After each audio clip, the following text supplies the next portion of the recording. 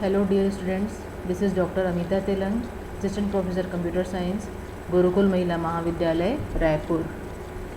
Unit number 3 relational model structure to relational database, ये topic आज हम डिस्कस करने वाले हैं।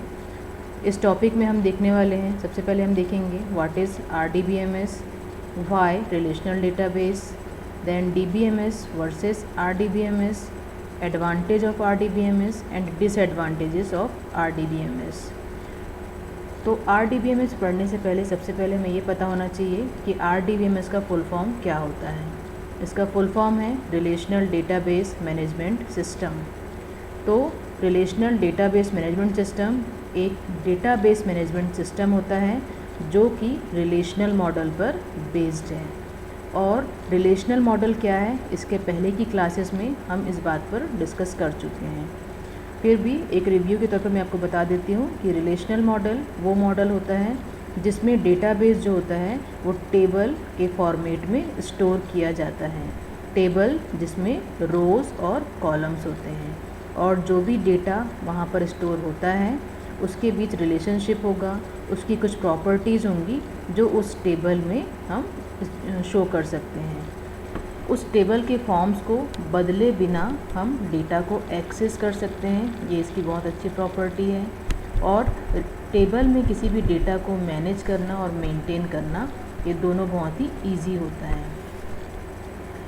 इसके अलावा रिलेशनल डेटाबेस मैनेजमेंट जो आपका RDBMS है, ये एक पावरफुल टूल होता है। इसमें डेटाबेस को स्टोर करना और ऑपरेट करना बहुत ही इजी होता है। इसमें एक डेटाबेस के अंदर हम बहुत सी टेबल्स को स्टोर कर सकते हैं, और जितनी भी टेबल्स हैं उनको हम एक दूसरे के साथ रिलेट कर सकते हैं, उनके बीच में हम रिलेशनशिप स्थापित कर सकते हैं। जो RDBMS होता है वो DBMS का ही एक एडवांस वर्जन होता है। और रिलेशनल डेटाबेस में हम यूज़ करते हैं MS access, MS SQL, server Oracle, ये सब RDBMS सॉफ्टवेयर होते हैं जो आजकल मुख्य रूप से यूज़ किए जाते हैं।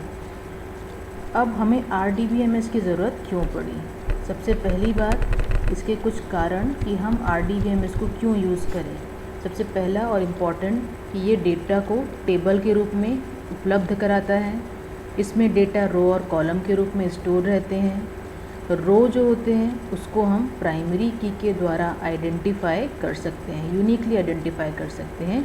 ये एक बहुत ही अच्छी इसकी क्वालिटी है। क्यों? क्योंकि अगर हम कोई टेबल बना रहे हैं तो उस टेबल के जितने भी डेटा हैं उसको यूनिकली आइडेंटिफाई करने के लिए हमारे पास एक प्राइमरी की होना आवश्यक है। डेटा को यदि हमको एक्सेस करना है ईज़िली और क्विकली, तो उसके लिए इंडेक्स क्रिएट करता है। दो या दो से अधिक टेबल के बीच में हम रिलेशनशिप स्थापित कर सकते हैं, और ये मल्टी यूज़र एक्सेसिबिलिटी उपलब्ध कराता है, ताकि जो सिंगल यूज़र्स होते हैं वो ज़्यादा से ज़्यादा डेटा को एक्सेस कर सकें, और एट द सेम टाइम बहुत से यूज़र्स जो हैं उस डेटाबेस को एक्सेस कर सकें। अब देखते हैं कि DBMS जो बेसिक वर्जन है और RDBMS दोनों के बीच में क्या डिफरेंस होता है। सबसे पहले देखते हैं कि DBMS क्या है।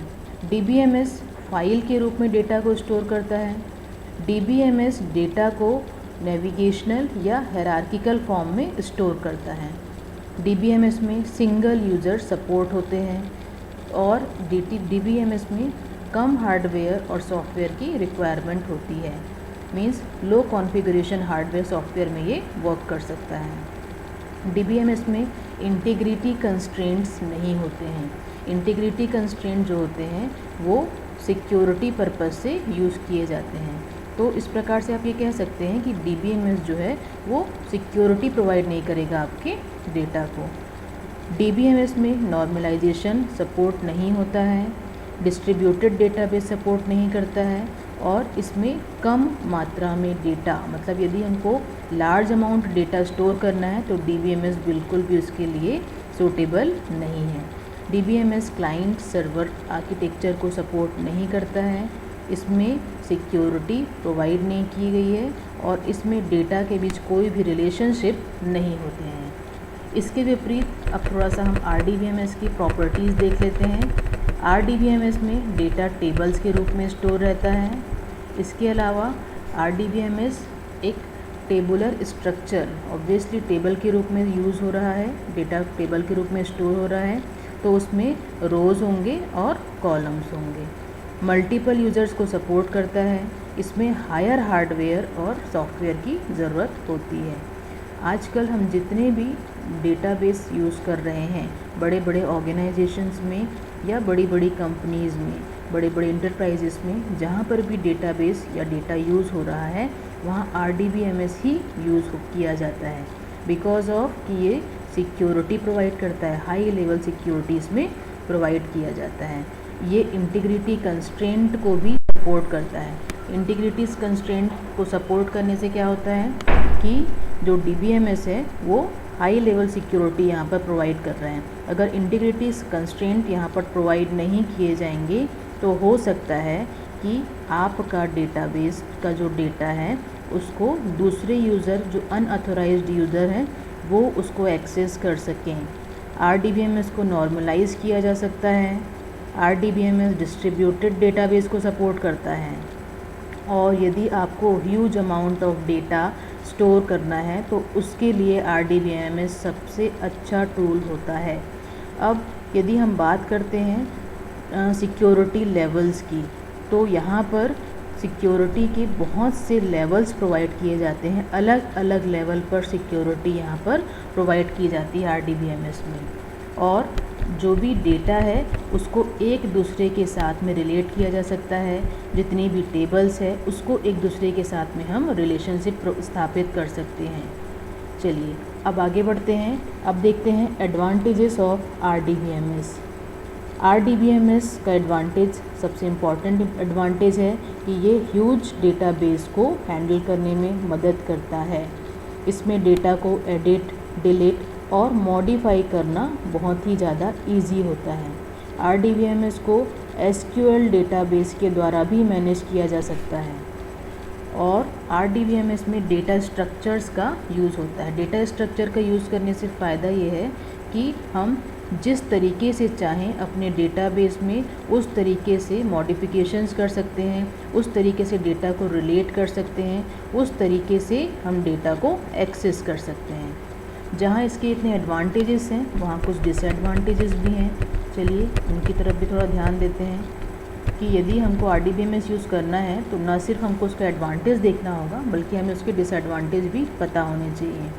तो जब भी हम कमर्शियल सॉफ्टवेयर की बात करते हैं तो रिलेशनल डेटाबेस जो सेटअप है उसका कॉस्ट बहुत ज़्यादा होता है। ये मैंने पहले भी बताया है इस चीज़ को कि इसमें हायर लेवल सॉफ्टवेयर और हार्डवेयर का यूज़ होता है। ऑब्वियसली अगर हायर लेवल का सॉफ्टवेयर और हार्डवेयर अगर यूज़ हो रहा है तो इसकी कॉस्ट भी ज़्यादा होगी। इसके अलावा रिलेशनल डेटाबेस को मैनेज करने के लिए या हैंडल करने के लिए आपको स्पेशलाइज्ड डेवलपर्स की यहाँ पर ज़रूरत पड़ सकती है। जो नॉर्मल यूज़र्स होते हैं या जो प्रोग्रामर लेवल के यूज़र्स हैं, हो सकता है कि वो उसको हैंडल ना कर पाएँ। टेबल में कुछ फील्ड में कैरेक्टर लिमिट है जिसमें आप जिससे आप उस पर बाउंड हो जाएंगे कि आप उतना ही कैरेक्टर वहाँ पर एंटर कर सकते हैं। और यदि टेबल बहुत ज़्यादा है तो ये उसकी स्पीड बढ़ानी होगी हमें, उसके लिए हमको बेटर हार्डवेयर रिक्वायर्ड रहेगा। तो ये हो गया RDBMS। नेक्स्ट टॉपिक में हम इसी यूनिट के जितने और टॉपिक्स हैं नेक्स्ट जो हमारे नेक्स्ट वीडियो में हम उनके बारे में डिस्कशन करेंगे। Thank you very much.